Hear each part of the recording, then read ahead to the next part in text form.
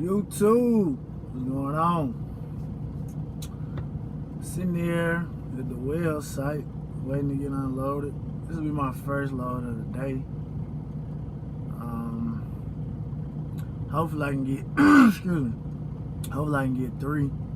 But if I get 2, based on what I figure the load should pay, 2 should be fine, but you know, more is always better, depending. But anyway, I want to talk about something that I feel like if a person wants to, become a truck driver, something that you will have to learn, or something that is a benefit to you once you already get out here, and that is self-restraint. Self-restraint. Being from the South, we always, known for having Southern hospitality. And then when you go to different areas, different places,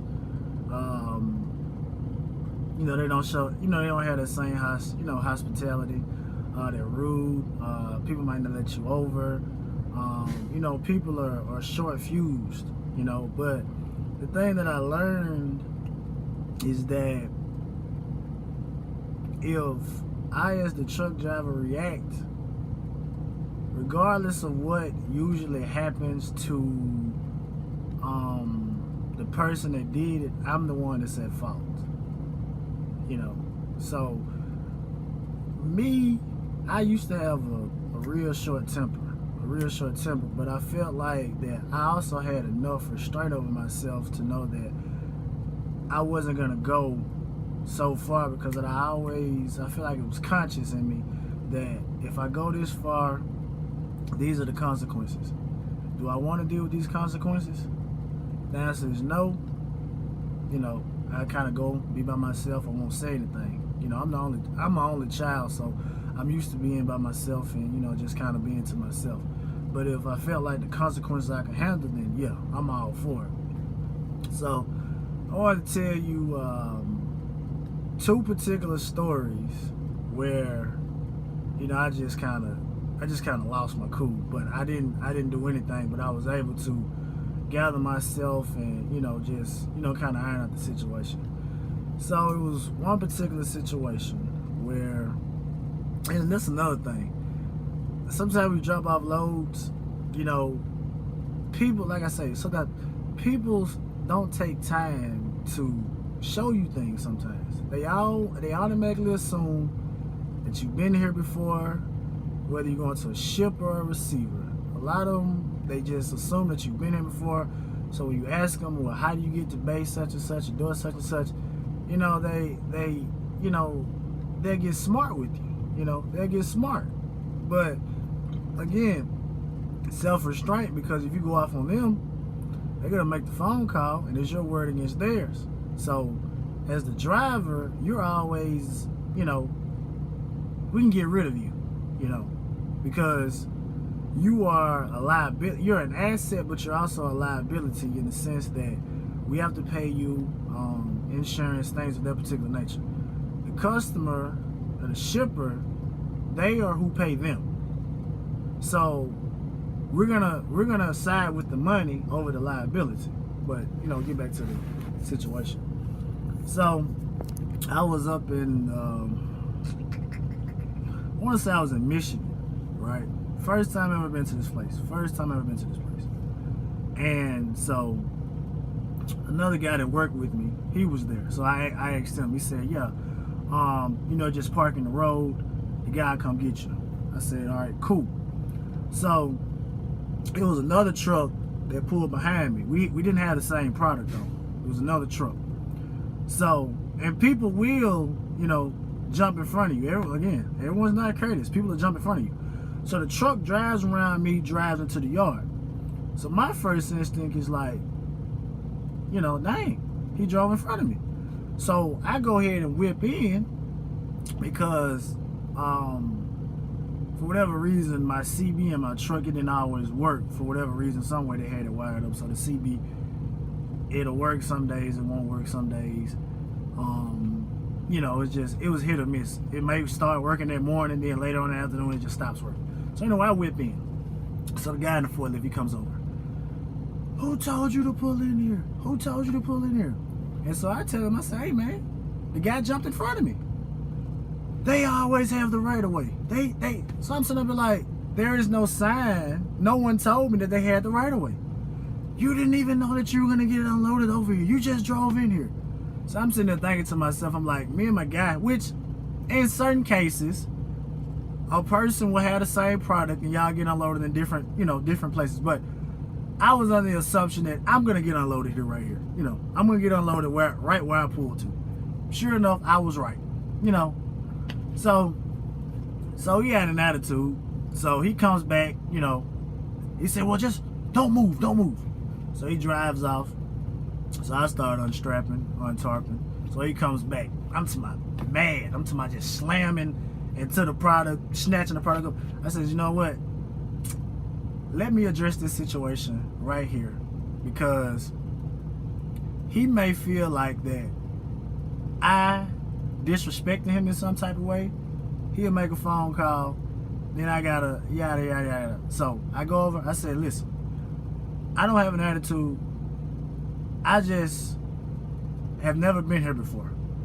So I see somebody jump in front of me. People do it all the time. People do not care because people are trying to go get money.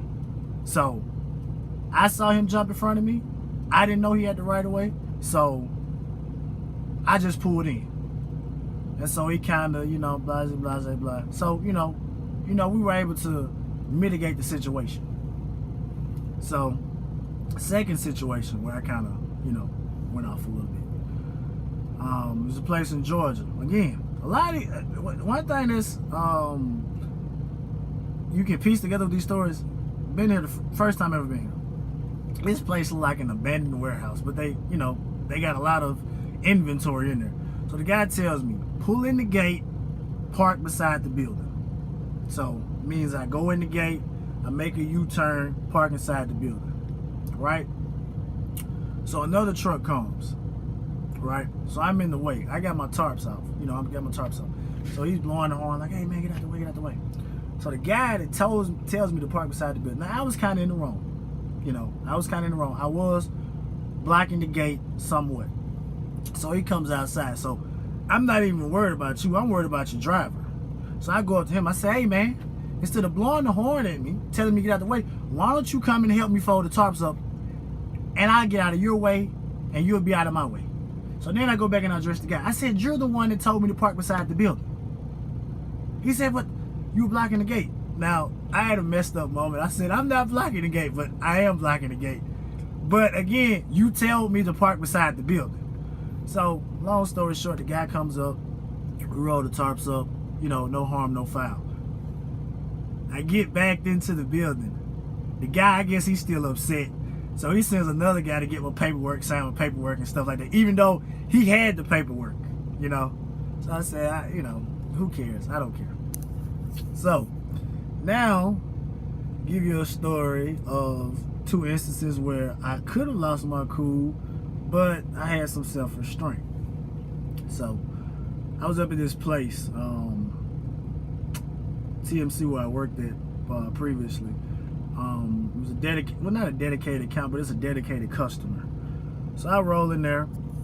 It was a preloaded trailer. I'm checking the trailer. So my last winch on my rail, the rail is broken. So the last winch is stuck, and I can't get it back over, and I need it right there to throw my strap. So I go ask the guy. He said, yeah, just go inside and they'll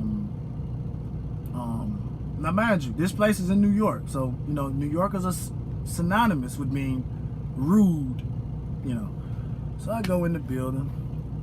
I asked the guy, I said, hey, something wrong with my trailer. He looks at me dead in my face and say, well, what do you want me to do about it? And he kind of turns around to the other guy, they kind of chuckle. So I'm already mad because I don't like being in New York. Anyway, the prices are too high, limited parking, and for people with attitudes like that. So I kind of I tap my fingers on the desk. I say it now. Get mad, cuss him out. He makes a phone call. You take that truck to that terminal and find your way home. So I kind of turn, I calm down, I look at him, I say, well, who do I need to get in touch with? He said, second door to the left. So I go in there, we get the situation resolved. But again, like I say, self-restraint, because they could have went left.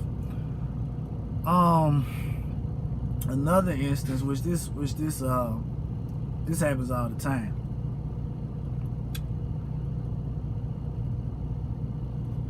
I was in the left lane. Didn't need to be in the left lane. Trucks only go 62. I was in the left lane, but I was letting traffic, merge over. And the reason I hate letting traffic merge over going 62 is the fact that you get stuck in the left lane, because everyone that's behind you in the left lane will hop in the right lane and drive past you, even if you have the signal light on. So I'm in Kansas City. So the guy, he's in the Miata, right? So he drives past, boom. So I see him riding down the road. He has his middle finger, up in the air as he passed me. And I said, I could have easily rolled down the window, did the same thing, and told him, like, pull it over. But I just laughed. I try to laugh at situations, because I had a situation yesterday where when you're getting loaded, right, it tells you on the screen, do not proceed until instructed. So it's a light. The light will be green, the light will be red. If it's red, stop, green, go, of course. So the truck in front of me pulls out. The light is still green. So usually what they'll do, they'll flicker it when they want you to come in, because they don't want you to pull right in right after the other truck. So it'll go red, then it'll go green. So I'm sitting there, or sometimes they'll wave their hand. This guy does none of those. Now, I know he's upset because he's the only person working both things, but don't take it out on me, because I've come here enough times to know that somebody's gonna flag me in, or the light is gonna, change. You did neither one of those. But you look over there, he's up in the air, he looks down at me like, come on, what are you doing? Come on. And he turns around, he's like, I don't know which way. So I'm a goofball. So I lean up in the truck, I see him looking at me, so I just do this. I do the same thing back at him. But again, I could have just as easily rolled my window down and told him, said, hey, you didn't signal me to come in. You need to learn your effing job. I'm not just pulling in and then y'all cuss me or tell me to pull through, drive all the way back around, get back in line again. I'm not doing it, But that's just something that new drivers, if you're used to handling situations verbally or in some cases physically, you're gonna have to restrain yourself. Aside from learning how to cope with being by yourself a lot, that's another trait and habit that you need to have, is self-restraint, because I promise you, people are going to make you mad out here. Excuse me. Cars are not going to let you get in front of them to the point where you may miss your exit, to the point where they'll run you till you stop, which some guys say, put their left wheel on that line, they got to make a decision. Some people, in certain places that you go to, the decision that they're making every time by the condition that they car in. And again, you're the driver, you're at fault. You got a CDL. That's what they told me in CDL school. Once you get this license, you're a professional driver. So you're not driving for yourself, you're driving for yourself and others. So they're gonna make you mad out here. Other drivers are gonna make you mad out here because you may ask them a question. They may blow you off.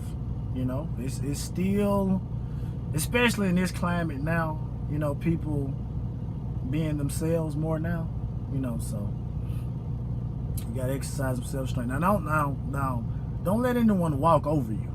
Now, don't let anybody walk over you. But if a situation can be avoided, try to be the bigger person. Because at the end of the day, I promise you,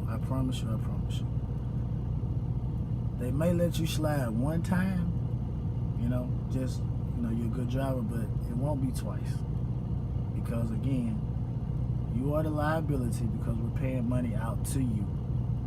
And the customer receiver is the asset because they're the ones that's paying them. So it's just like any other thing. Where does your loyalty lie? The person that you're paying all the time or the person that's paying you? 9 times out of 10, your loyalty is going to lie with the person that's paying you. So keep that in mind. Self-restraint. I'm out.